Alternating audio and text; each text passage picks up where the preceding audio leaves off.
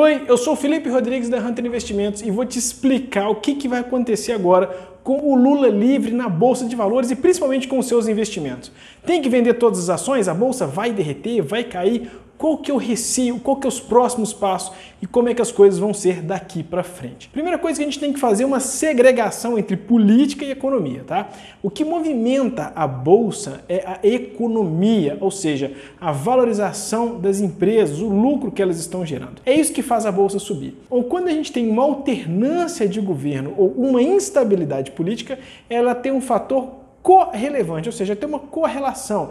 Não é o mais importante naquele momento, mas ela tem uma importância sim e a gente vai entender esses fatos agora. Bom, primeira coisa que a gente tem que entender numa mudança dessa, que a gente já observou que o que faz a Bolsa, as empresas subirem ou caírem é a economia e não a política. No histórico do Brasil, a gente sempre teve uma interferência política muito grande na economia. O que isso quer dizer? Toda vez que a economia precisava se crescer, alavancar, isso vinha através de medidas políticas.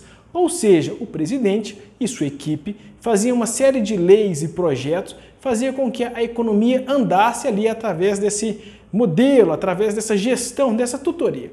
Isso vem perdendo força. A independência do Banco Central, a independência da política e principalmente das pautas que estão se discutindo agora no Congresso, sem uma coesão muito forte do governo, vem mostrando que há um descolamento, ou seja, a economia começa a andar.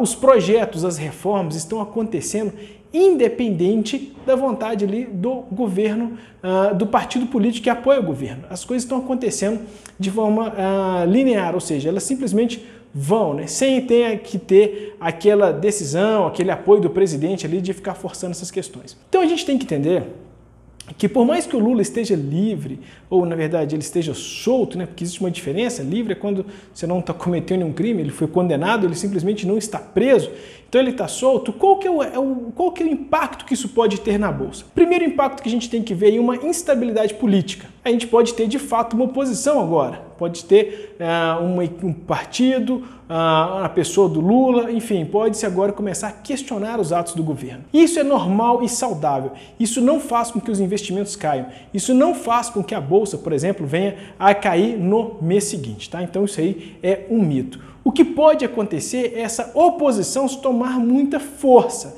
E aí sim a gente começa a ver um desdobramento no sentido de manifestações, paralisações, greves. Aí sim, isso vai ter um impacto econômico.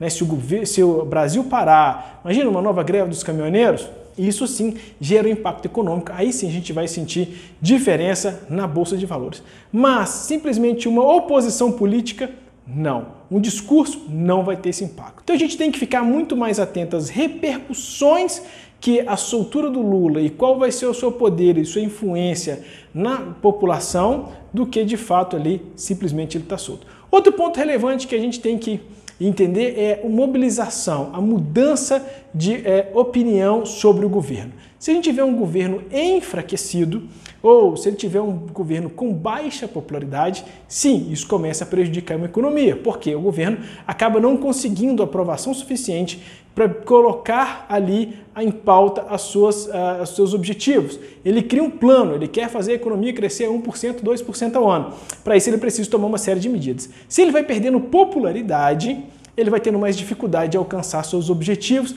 e a própria população e empresários começam a não acreditar que ele vai conseguir fazer isso e começa a cortar os investimentos. Então, a baixa popularidade, uma eventual baixa popularidade do governo, baseado numa posição forte e consolidada, sim, pode ter um impacto na nossa Bolsa de Valores. Um terceiro ponto de impacto que a gente pode ter nesse momento é uma tentativa de mudança de governo.